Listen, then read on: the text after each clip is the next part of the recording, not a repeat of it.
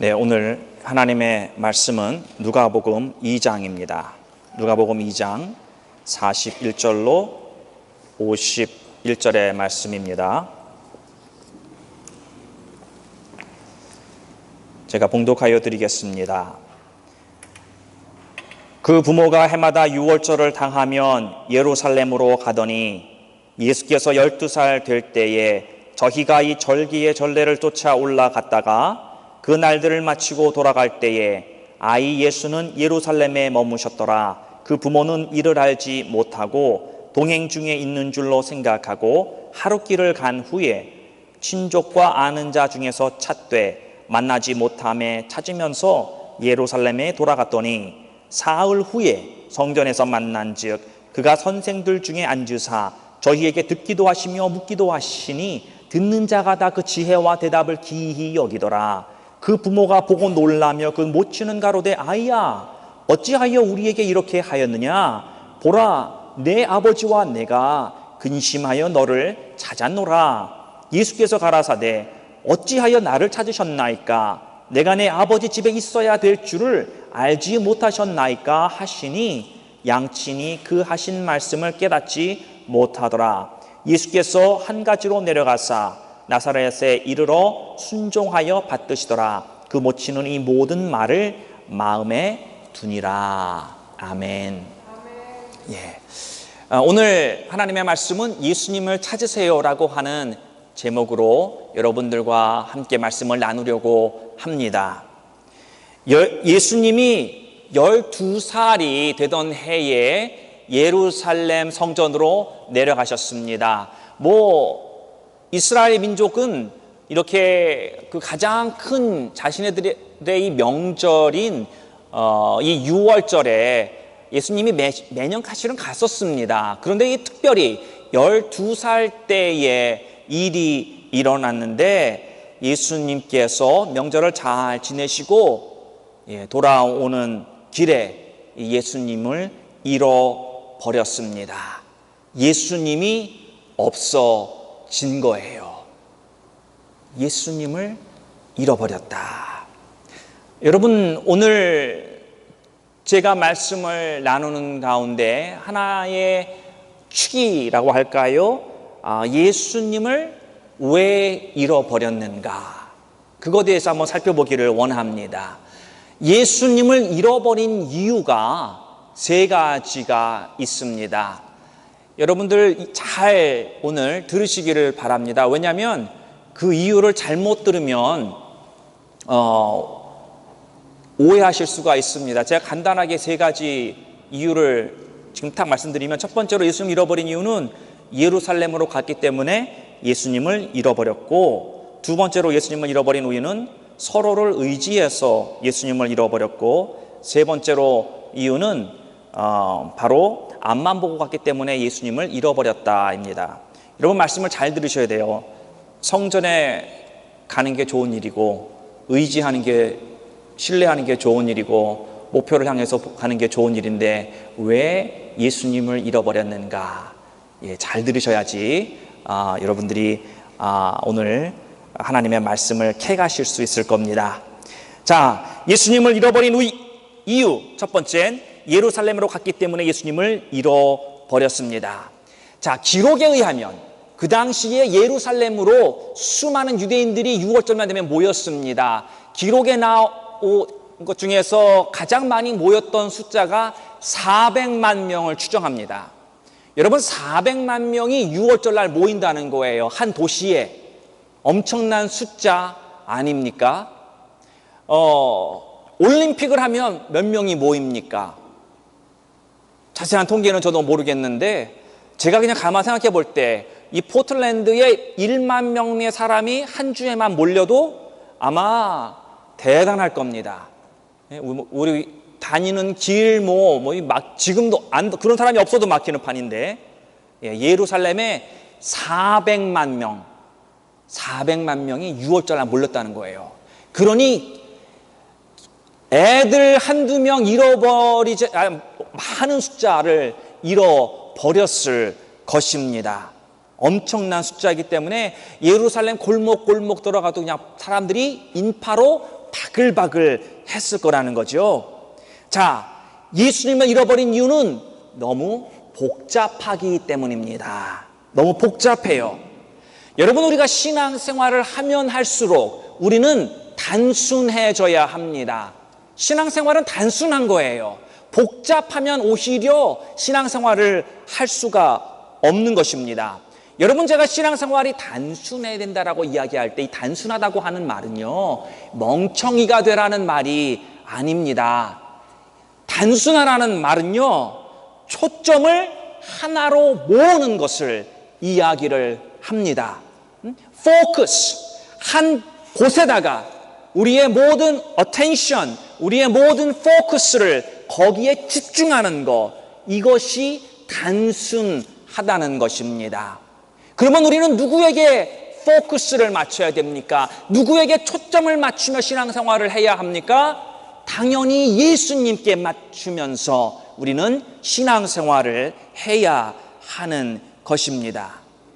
여러분, 우리가 산책을 많이 하잖아요. 포틀랜드 나무가 굉장히 많은 것을 우리가 발견하는데, 제가 이렇게 지나가다 보면 어느 나무는 가지가 굉장히 많이 나왔어요. 잔가지가 얇은 이런 아주 연한 녹색의 잔가지가 하여튼 뭐 수백 개가 막 이렇게 나오는 것을 보면서, 이야, 가지가 굉장히도 많네. 저 잔가지에 진짜 가지가 저게 붙어 힘을 낼 수 있을까? 그런 생각이 들 정도로 잔가지가 많은 나무도 제가 보았습니다. 여러분, 그러니까 나무에 비교하자면 이런 거예요. 우리 신앙생활 하는데 잔가지가 너무 많습니다. 예수님께 집중하면서 나아가야 하는데 이 잔가지가 너무 많다 보니까 초점을 하나로 모을 수가 없는 거예요. 그래, 우리는 어떻게 해야 됩니까? 이 잔가지를 다 쳐서 내야 되는 것입니다. 그래서 하나님 앞에 초점을 맞추고 단순한, 그래서 그런 신앙생활을 할 수 있어야 하는 것입니다. 히브리서를 한마디로 줄여라, 그런다면 쉽지 않은 일이지만 아마 이렇게 이야기할 수 있을 것입니다. 믿음의 주요 온전케 하시는 예수 그리스도만 바라보자. Fix your eyes upon Jesus Christ, who is the perfecter and author of our faith. 우리 믿음의 주 대신 예수님만 바라보자는 거예요. 근데 그 바라본다는 게요, 그냥 바라보는 게 아니라 그냥 뭐 풀을 바르든지 뭘 하든지 픽스하라는 거예요. 거기만 바라보라는 거예요. 딴 데 쳐다보지 말고 하나님 앞에 집중해서 하나님을 통해 볼 수 있는 눈, 하나님을 통해 들을 수 있는 귀가 열리도록 우리들에게 있는 수많은 잔가지들을 다 쳐내야 합니다. 하나님을 통해서 우리가 보지 못하면 결국엔 내 생각과 내 방법과 내 경험에 의존해서 살아갈 수밖에 없기 때문입니다. 우리가 복잡한 생활을 하는 사람들, 참 복잡한 사람들은요, 무슨 상황이 발생을 하면 자신이 가지고 있는 잣대를 들이대고 그 상황을 판단을 하게 됩니다. 그렇게밖에 할 수가 없는 거예요. 여러분, 복잡하게 살면은 여러 가지 것들을 또한 끌어들입니다. 불신도 끌어들이고, 불신이 들어오면 믿음을 반감시켜요. 또 세상을 끌어들입니다. 더 자꾸만 나를 혼탁하게 만드는 거예요. 잔가지가 더 생기는 것입니다. 사랑하는 성도 여러분, 복잡하면 신앙생활을 못합니다. 우리가 예를 들어서요, 신앙생활의 가장 중요한 것 중에 하나가 기도잖아요. 그렇죠? 기도하려고 무릎 꿇고 눈을 감았습니다. 그래서 기도를 하나님 앞에 쭉쭉쭉쭉 해야 되는데, 우리가 기도할 때 내가 처녀였을 때 만났던 돌이 생각이 왜 이렇게 나는지, 내가 총각일 때 만났던 순이 생각이 왜 이렇게 나는지, 30년 전에 그렇게 감명 깊게 보았던 모래시계의 그 유명한 대사, 나 지금 다 아시죠? 떨고 있느니. 기도하려고 눈을 감았는데 왜 이런 말들이 생각이 나요?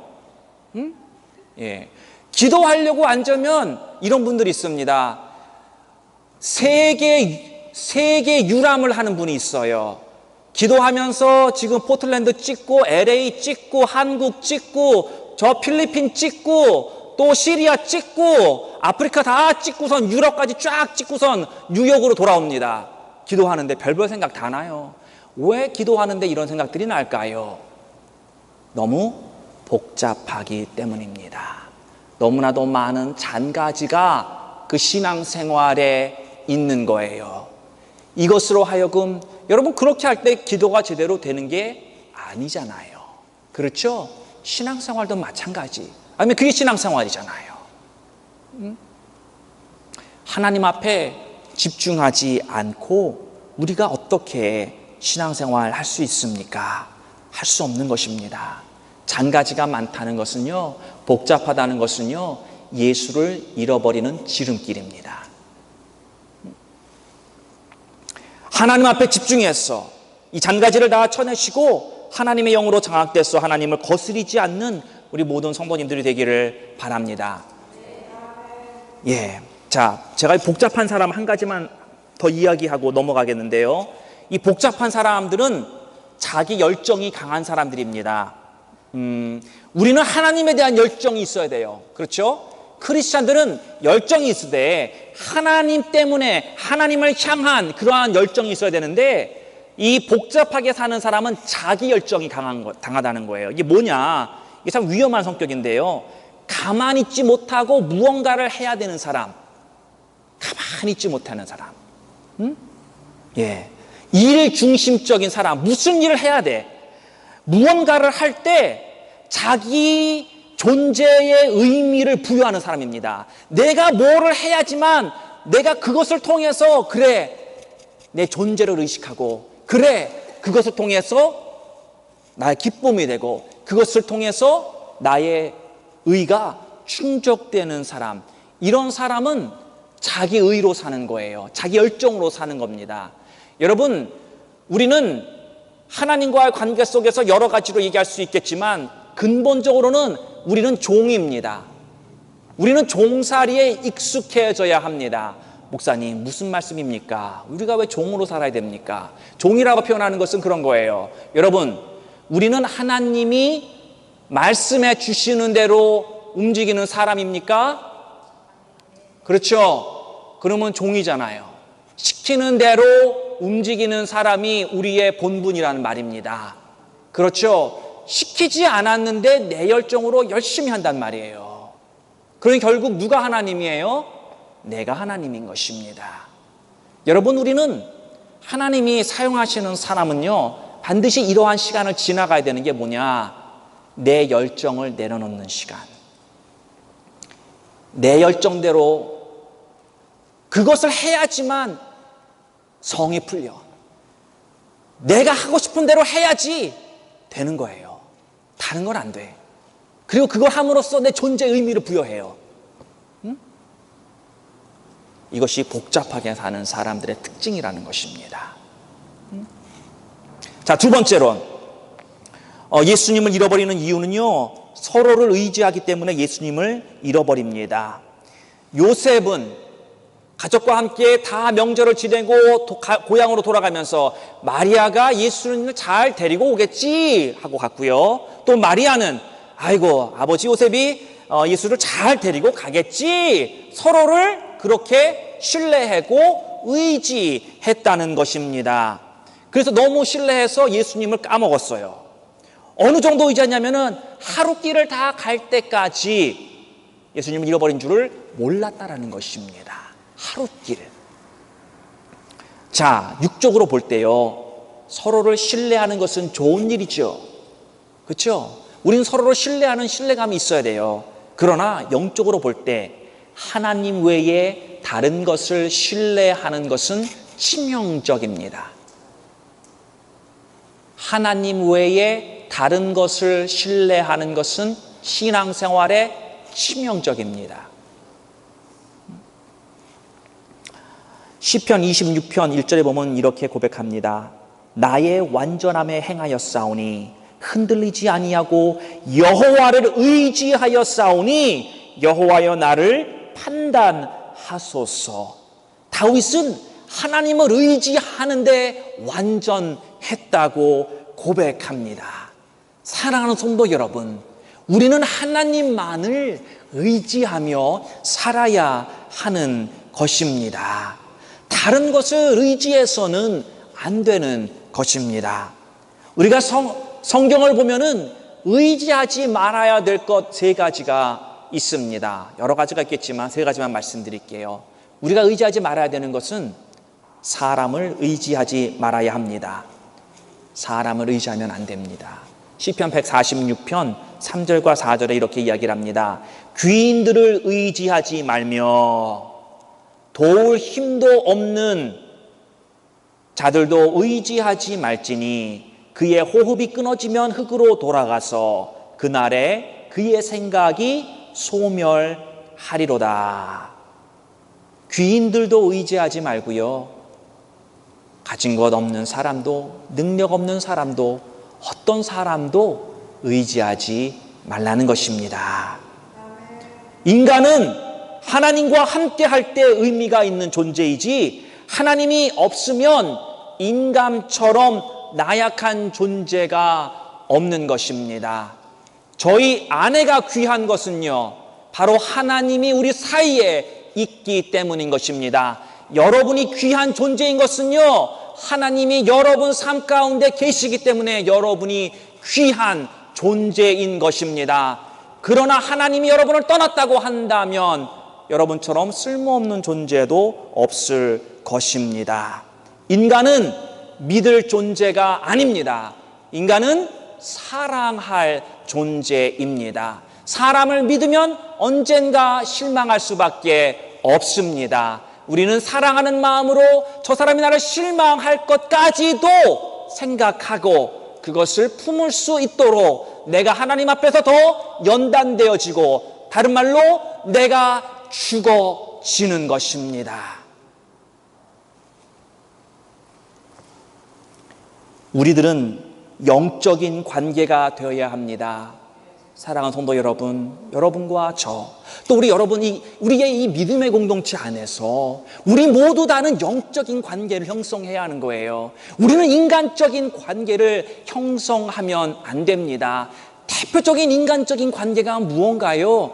이해관계잖아요. Give and take relationship. 내가 하나 줄 테니까 너도 나 하나 줘. 내가 어려울 때 도와줄 테니까 너도 내가 어려우면 그때 꼭 도와줘야 돼. 하나 내가 준 거 잊지 마. 예, 이런 이해관계 속에서 교회에서 신앙생활을 하게 되면은 사탄이 반드시 그 이해관계 속에 개입합니다. 반드시 이간을 일으키고 반드시 그 관계를 망가뜨립니다. 무슨 관계요? 인간관계, 이해관계. 그래서 교회 안에서는 특별히 성도들 간에, 그리고 저와 목사와 성도들 간에 반드시 영적인 관계, 하나님이 있는, 중간에 하나님이 계시는 그러한 관계가 될 때에 바로 생명력이 흘러간다는 것입니다.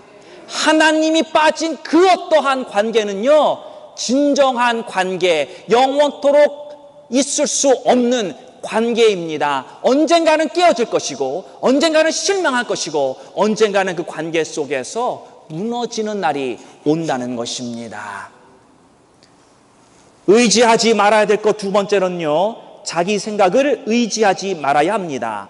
잠언 3장 5절 말씀에 이렇게 이야기를 합니다. 너는 마음을 다하여 여호와를 신뢰하고 내 명철을 의지하지 말지니라.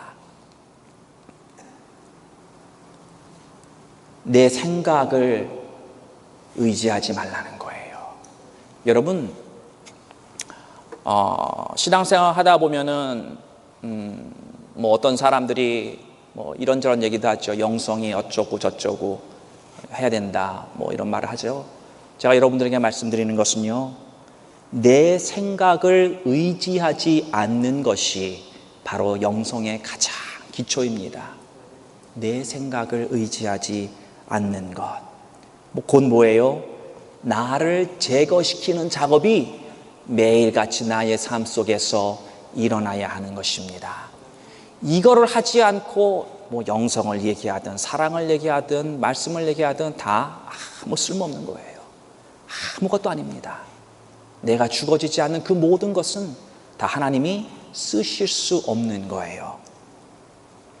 마가복음 8장 15절에 예수님께서 이렇게 이야기를 하십니다. 예수께서 경고하여 이르시되 삼가 바리새인들의 누룩과 헤롯의 누룩을 주의하라. 그러니까 16절에 제자들이 서로 수군거리기를 이는 우리에게 떡이 없음이로다. 자, 예수님께서는요 바리새인들의 누룩을 조심해라 그렇게 얘기를 했어요. 그 뜻이 뭐냐면은요 그들의 영향력을 조심하라는 거지요. 그들이 삶 가운데 그들의 누룩이 너희들까지 옮겨듣지 않도록 너희들은 정결하고 깨끗하게 하나님 말씀대로 살아라, 이제 그런 의미인데, 그 누룩을 조심하라고 얘기했더니 예수님이 우리 가운데 빵이 없어서 빵 얘기를 하시나 보다, 그렇게 이해를 한 거예요. 이게 뭐냐면은요, 자, 이 늘 자기 생각으로 충만하니까 하나님 앞에 집중하지 못하니까 하나님이 그 무슨 말씀을 하셔도 그 말씀을 제대로 이해하지 못하는 거란 말이죠.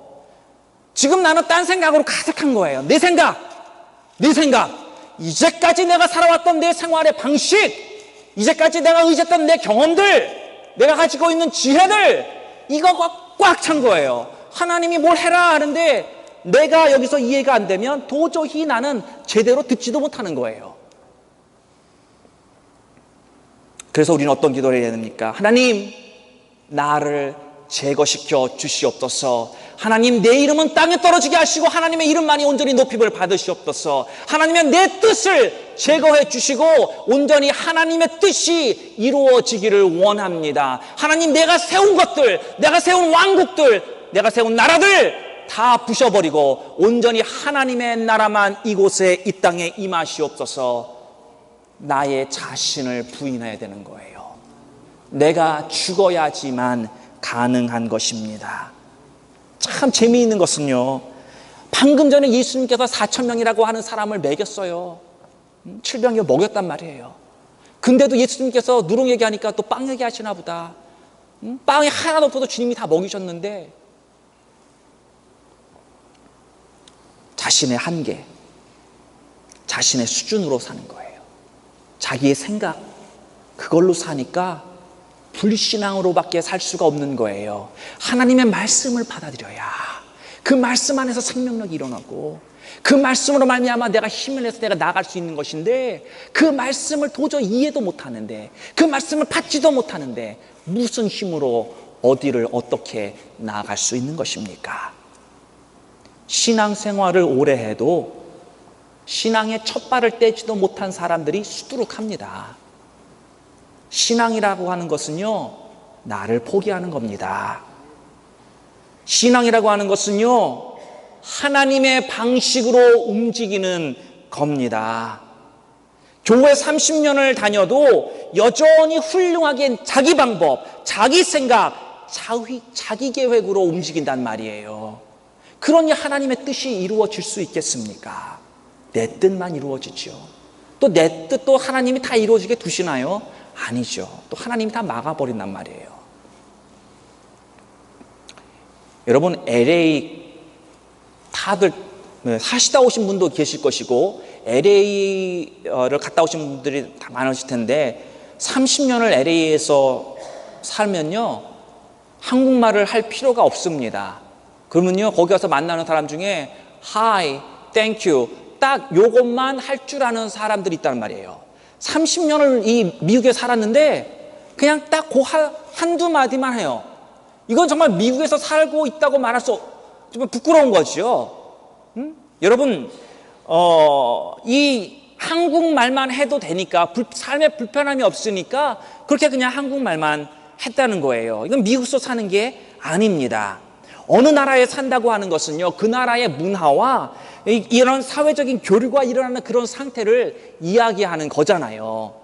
하나님의 나라도 마찬가지입니다. 하나님의 나라 교회에 들어와도 전혀 하나님의 나라에 사는 게 아니에요. 왜? 여전히 내 방식대로 사니까 하나님의 나라에 들어왔으면 하나님의 방식대로 살아야 되는 거잖아요. 그럼에도 불구하고 내 방식대로 나는 지금도 잘 살고 있어. 하나님의 나라하고 나하고는 아무 상관이 없는 사람이 교회에는 계속 나오고 있다라는 겁니다.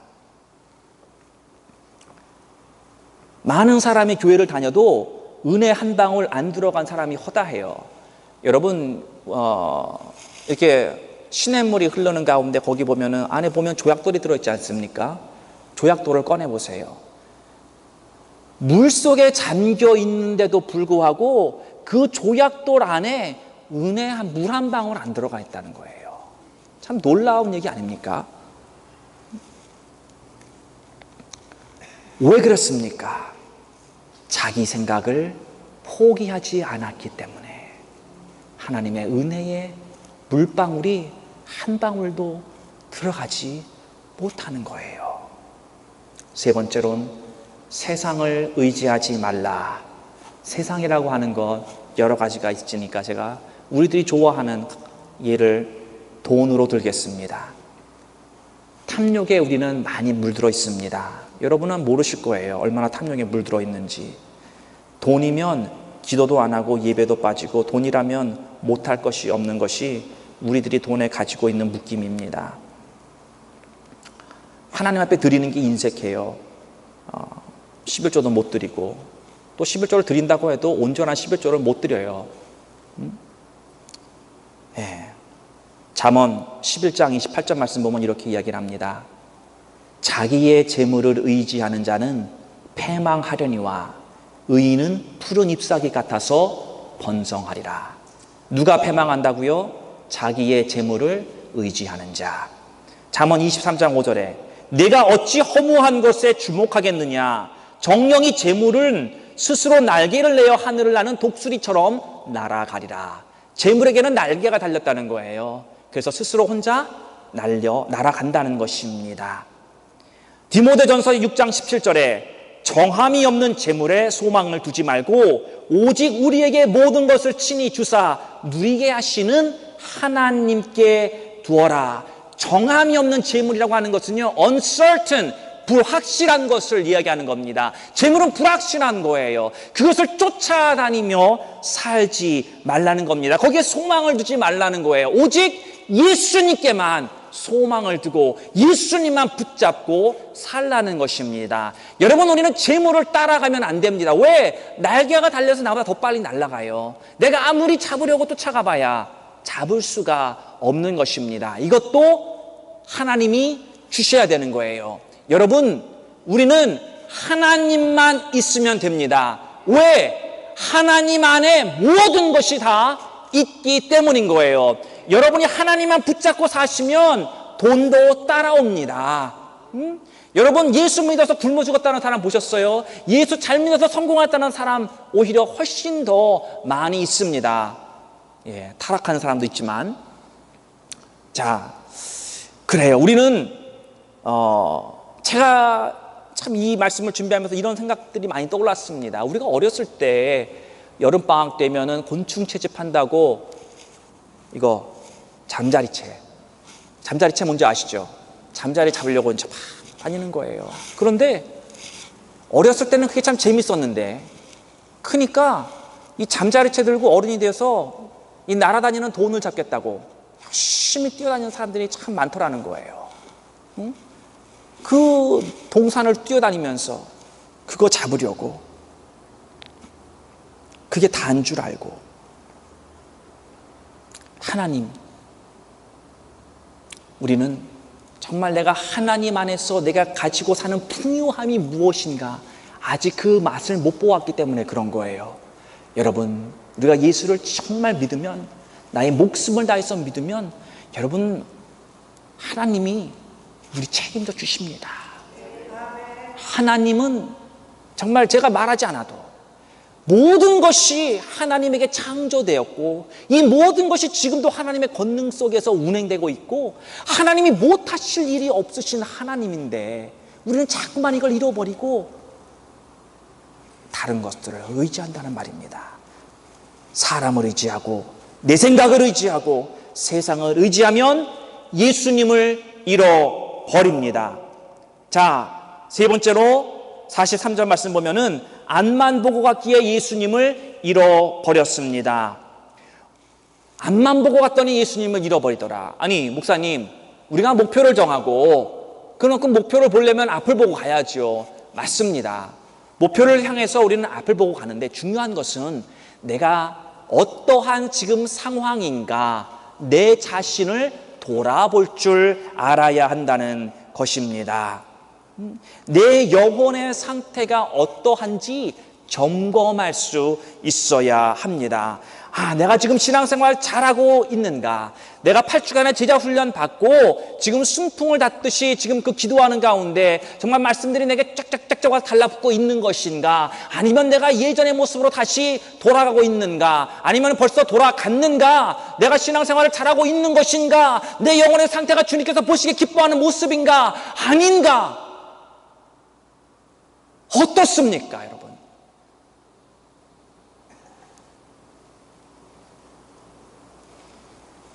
고린도후서 13장 5절에 이렇게 이야기를 합니다. 너희는 믿음 안에 있는가? 너희 자신을 시험하고 너희 자신을 확증하라. 예수 그리스도께서 너희 안에 계신 줄을 너희가 스스로 알지 못하느냐? 그렇지 않으면 너희는 버림받은 자니라. 내 영혼을 살피셔서 예수님이 함께하고 있는지 확증하는 그런 신앙생활을 하시는 우리 성도님들 되시길 바랍니다. 예수님을 잃어버리면 어떻게 됩니까? 첫 번째로는 육체적인 환난이 있습니다. 오늘 본문 말씀 보니까 예수님을 찾는데 얼마 걸렸다고요? 잃어버린 예수님을 찾는데 3일 걸렸습니다. 생각해 보세요. 3일 동안 찾느라고 눈이 시뻘개지게 찾았던 것을 생각을 해보세요. 육체적으로 얼마나 피곤했겠습니까? 하나님과의 관계성이 무너지면 반드시 결핍이 찾아옵니다. 여러분, 하나님께서 우리들에게 연단을 주실 때도 있고 또 우리가 죄를 지어서 내 스스로 겪는 고난도 있습니다. 대부분이 그런 케이스인데, 그러나 예수님을 내가 잃어버렸다. 그런다면 반드시 내 삶 가운데 결핍이 일어난다는 겁니다. 결핍이 일어나면 이제 고생문이 열린 거죠. 자, 이게 첫 번째 환난이고요. 두 번째로 예수님을 잃어버리면 정신적인 고통을 당합니다. 스트레스예요. 아이를 잃어버렸으니까 그 받은 스트레스 많겠죠. 저는 아이를 잃어버린 경험이 있습니다. 잠깐 짧은 시간이었는데, 제가 덴버 락키 마운틴에 가면은 거기 리조트가 여러 개가 있는데 그 중에 한 리조트에 손님이 왔어요. 손님 대접하느라고 이제 신경 쓰고 그러다 보는데 길거리를 내렸어요. 차에서 내려서 길거리를 같이 걸어가는데 사람들이 많이 있는데 손님 얘기하고 뭐 이제 가다 보니까 돌아보니까 우리 아들이 없어졌어요. 순식간에 쫙 돌아봤죠. 쫙 돌아봤는데 돌아봐도 없어요. 뒤로 막 그쪽으로 가가지고 찾아봤는데 눈에 안 들어오는 거 없어요. 그때 저한테 찾아왔던 어떻게 표현해야 될까요? 아이를 잃어버린 것에 대한 이 공포심이라고 그래야 될지요. 그 마음이 그 순간에 진짜 다른 생각이 다 없어져요. 어디 갔나? 어떻게 하나? 어떻게 하나? 막 이 생각만. 아주 그런 때가 있었습니다. 그때의 경험, 아마 아이를 이 중에서도 아주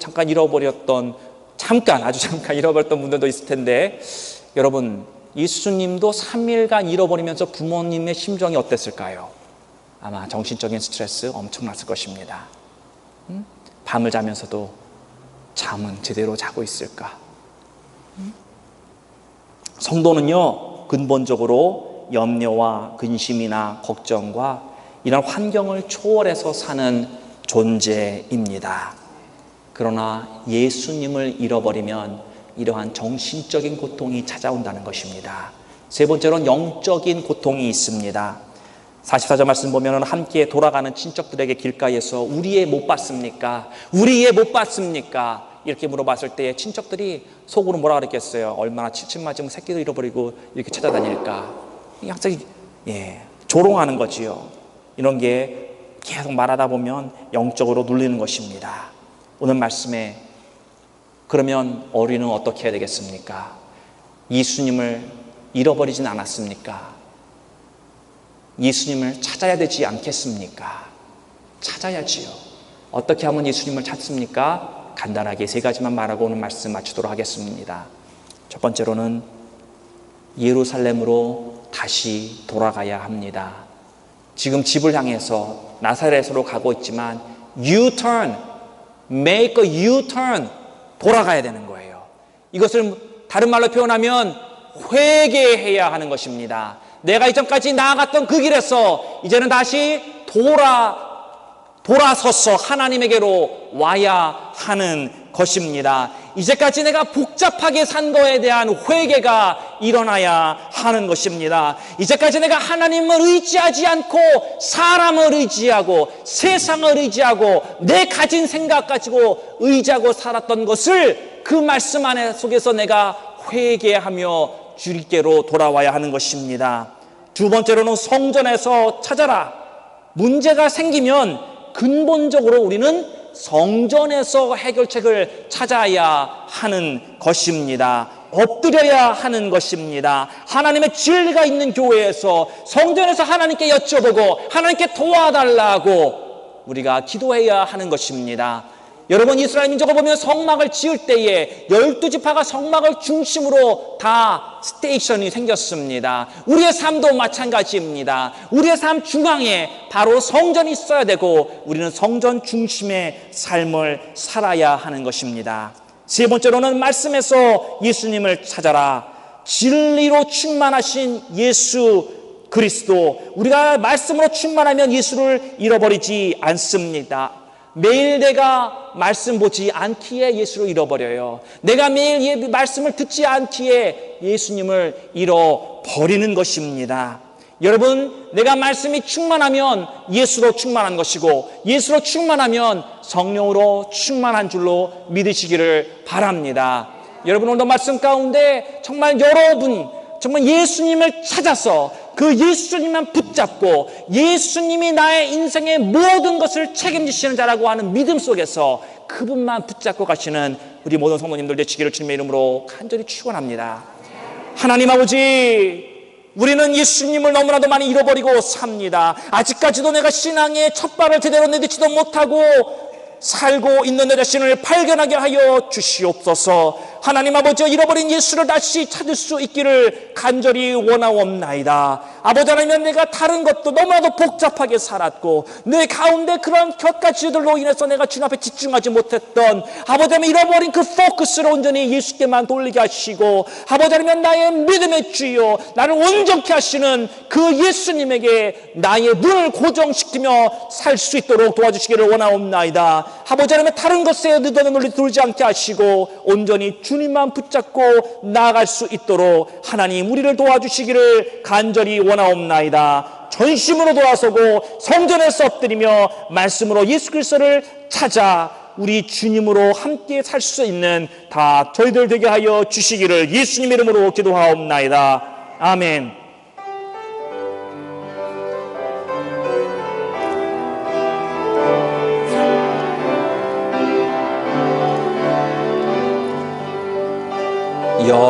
여기에 모인 우리 주의 은총 받은 자여라.